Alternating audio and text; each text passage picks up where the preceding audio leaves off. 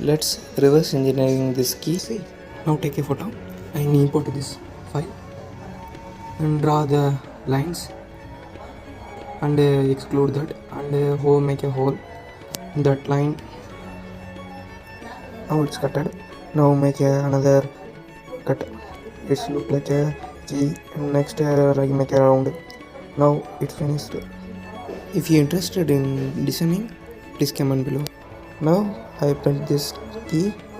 Let's test it.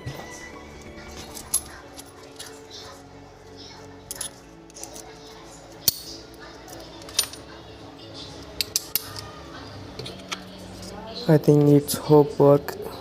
Let's test it. Yeah, it's open. It's work fine. See you in next video. Ta-ta. Bye. Any other suggestions?